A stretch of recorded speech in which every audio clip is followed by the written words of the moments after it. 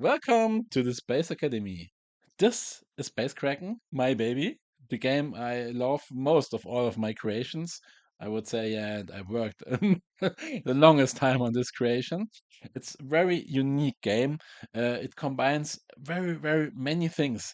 Um, Long time I was searching for a game like the old retro games like XCOM Enemy Unknown or Captive and games like that and Star Trek and movies and science fiction operas, dungeon crawl, and everything combined in a really compact game. Just one book that delivers all of this. This the freedom to choose for your crew, for everything, to equip them, but also have a very strategic gameplay like space combat and so on, like games in Faster Than Light where you manage your spaceship. And I fused everything together in a very cool modular way, just in the shape of the book. And we have QR codes in the book for each chapter. So if you start the game creating your crew, there's a QR code. And this is the overview video where I explain how it's working the overall and what we have in as expansions and so on.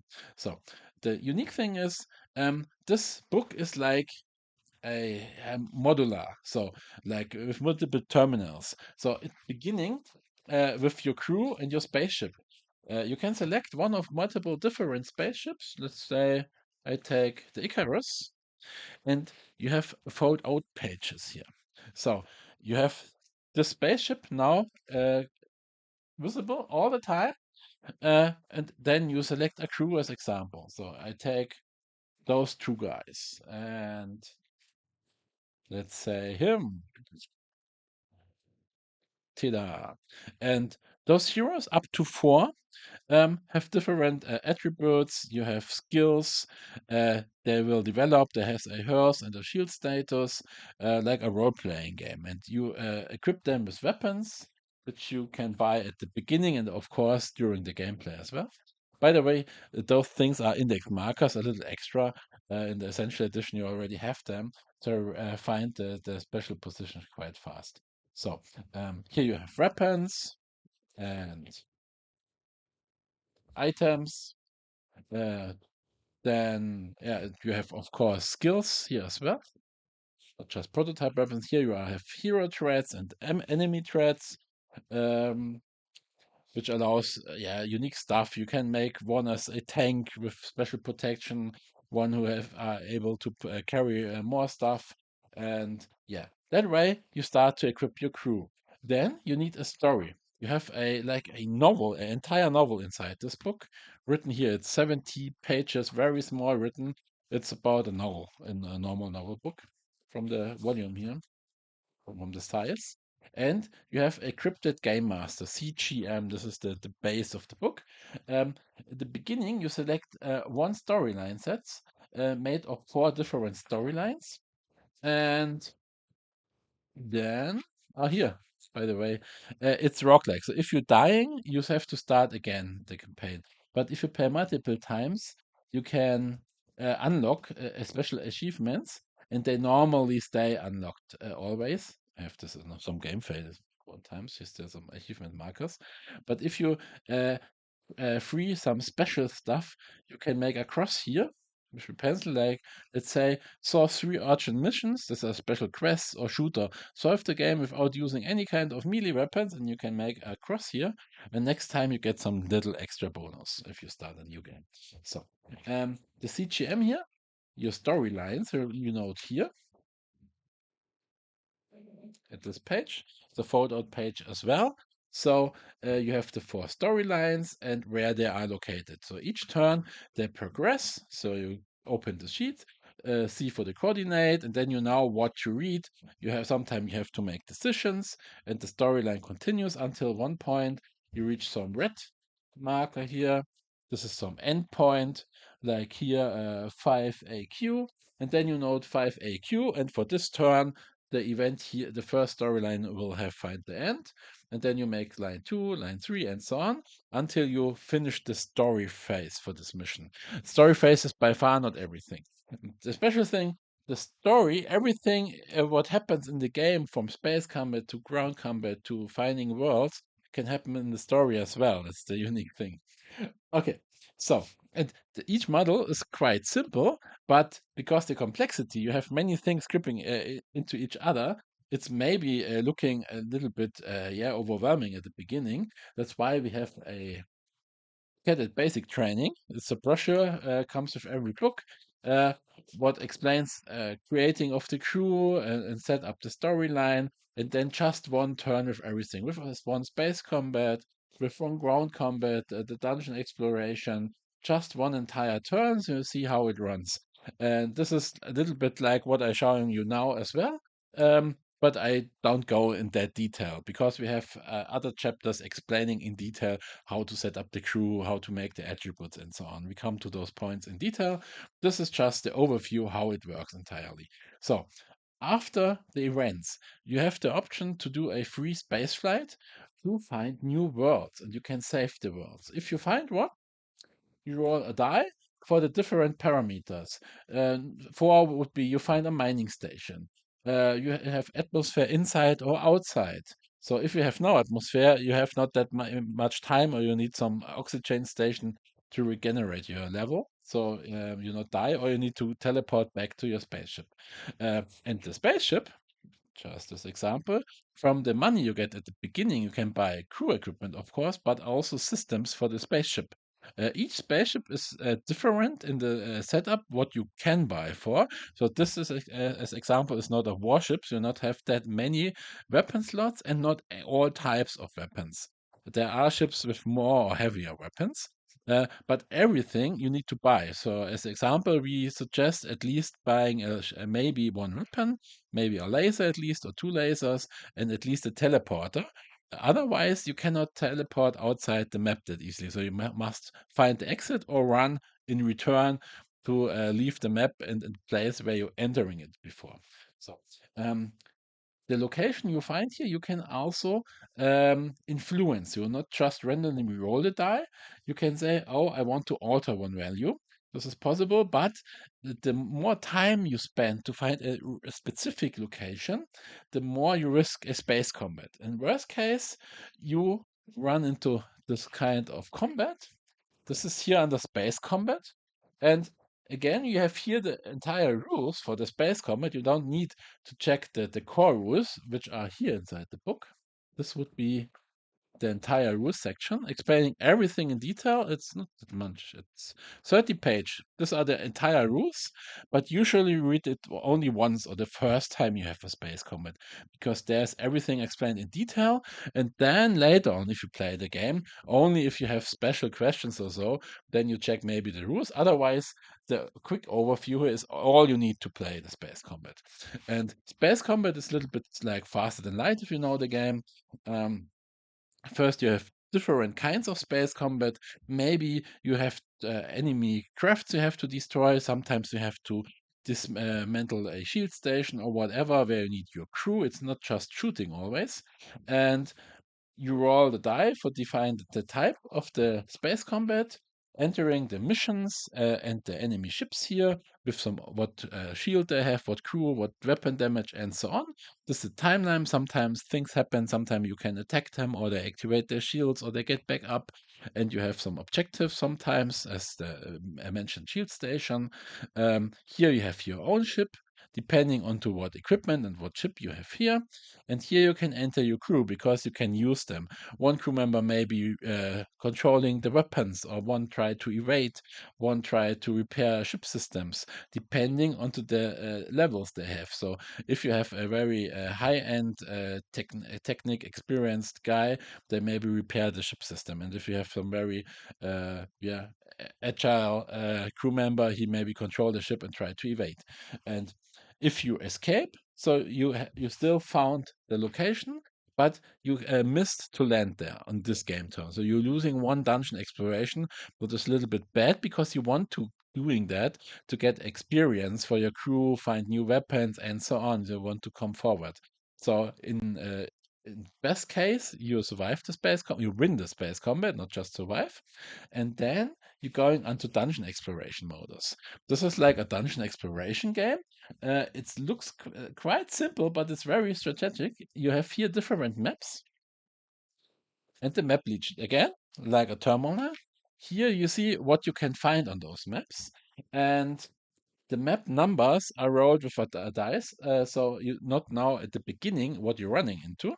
You roll a die, and then you see, okay, I was the type of the location was probably, let's say, a mining station, and you roll the die, just a d20, number 17. So this is the first map you run into, and you don't need miniatures or don't need to mark something. You're always in one room or in one location. So these are the entrance tiles.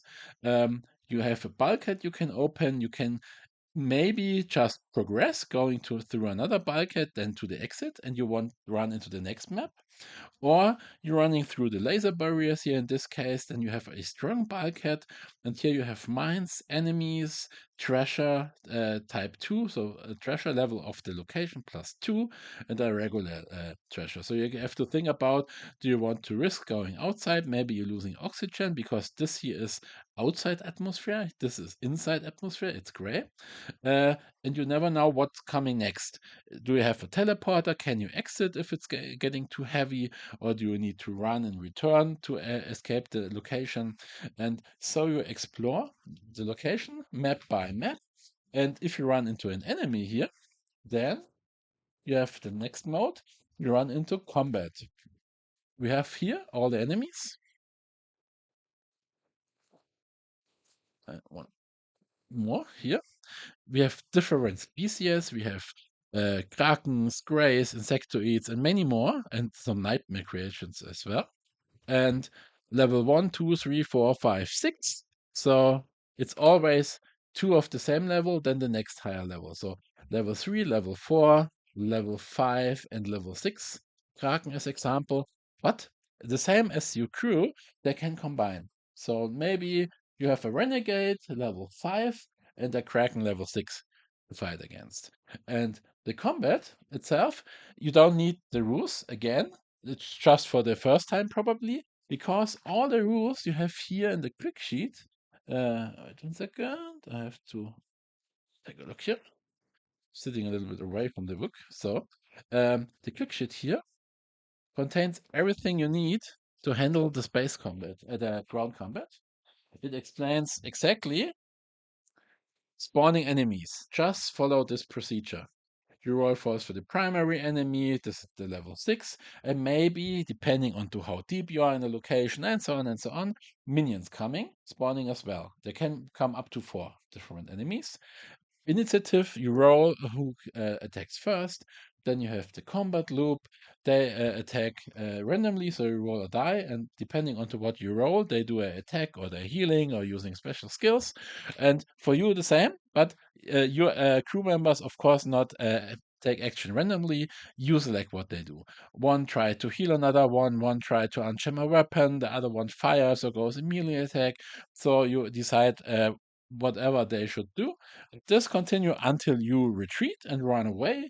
You defeat the enemy, or you get defeated as well. If you lose all crew members, as example, it's game over. It's roguelike. You normally cannot save the game, and you lost the entire campaign. But you can, of course, let one crew member on your spaceship and just run with two into the mission, the dungeon exploration, and if those two dies, you can still continue, but of course, you lost the biggest part of your crew.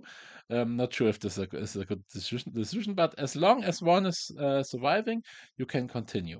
And after the combat here ended, you gain, of course, experience and so on. Then you just close it here again, and that is the special thing.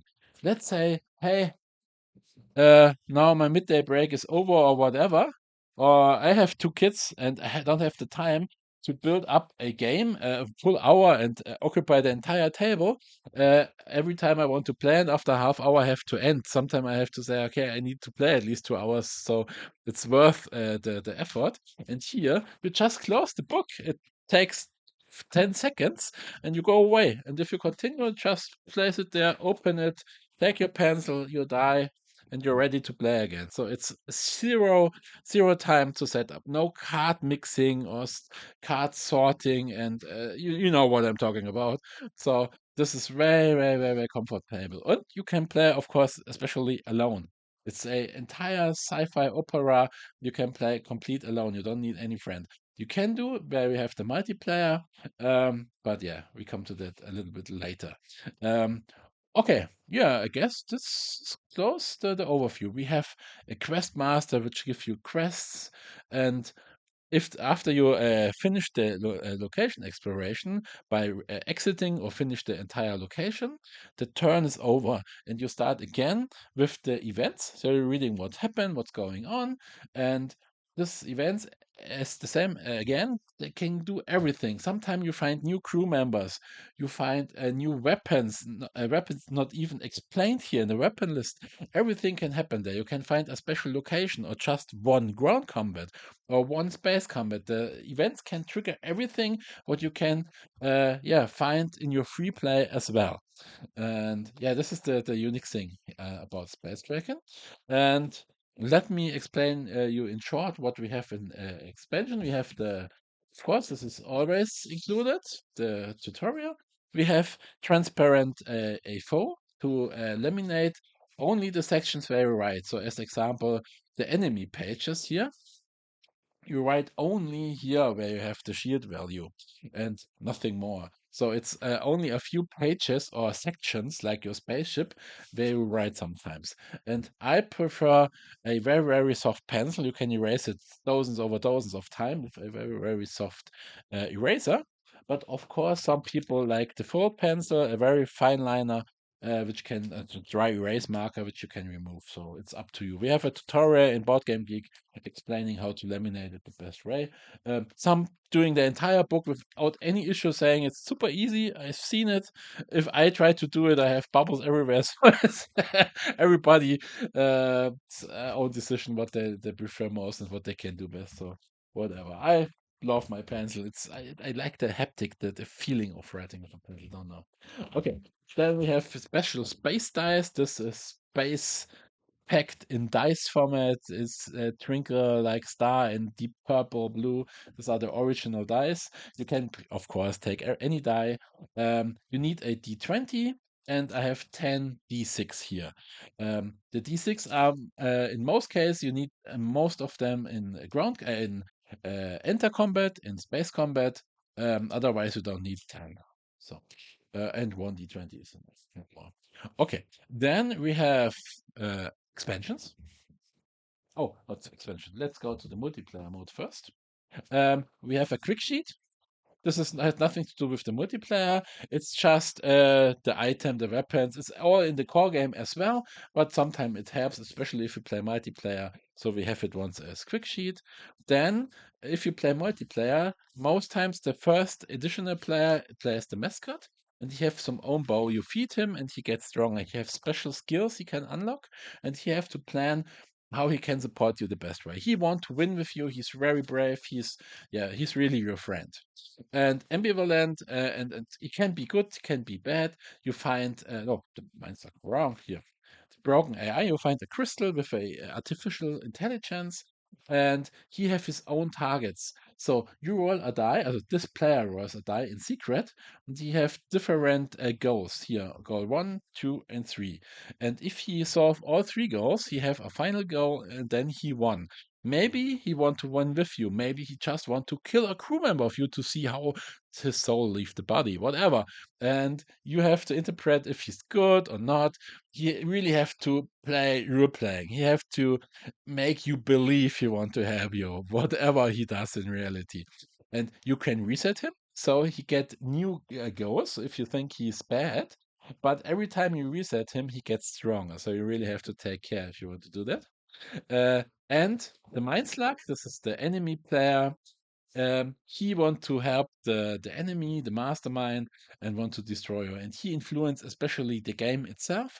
So if you are on dungeon exploration or on ground combat, he can influence what the defense turrets does, what the air, if you can breathe it or not. Sometimes, if the atmosphere changes, if the enemy type species is changing, and so on.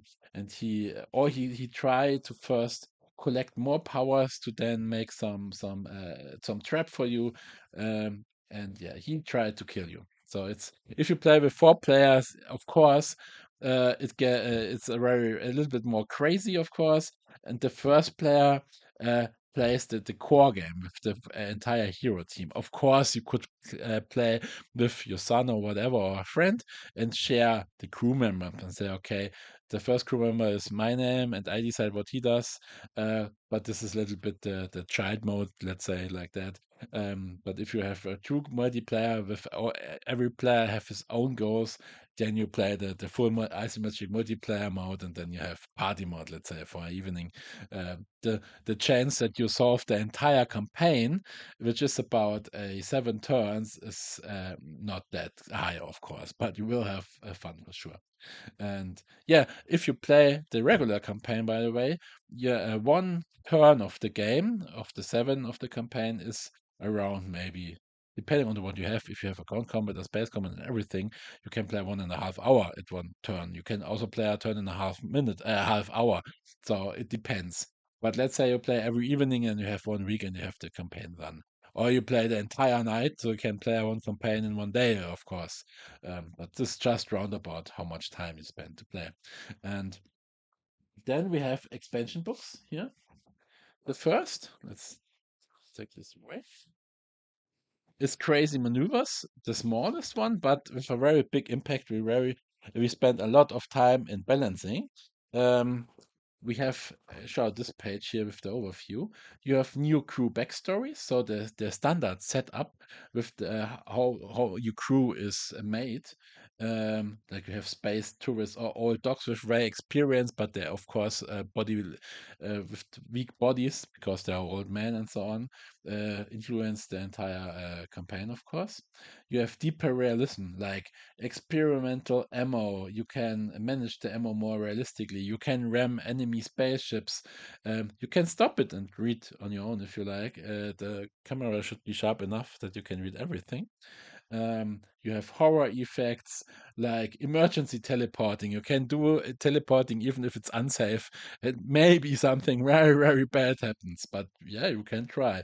Wombat combat, one of my favorites. Your entire crew is made up of wombats, and if they're going in panic, they make the so-called panic poo, which is a rectangular piece of poo, and you need to save them. You cannot throw them away, and they stink like hell, but you can use them for a special bonus. Very fun.